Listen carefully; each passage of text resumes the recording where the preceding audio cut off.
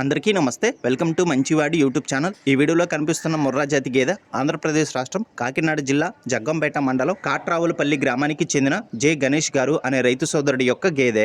ఈ గేదె మూడో ఎత్తుకు సిద్ధంగా ఉంది. 30 రోజుల్లో డెలివరీ అవుతుందని చెప్పారు. రెండో ఎత్తులో ఈ గేదె పూటకి 8 లీటర్ల పాలు గ్యారంటీగా ఇచ్చిందని చెప్పారు.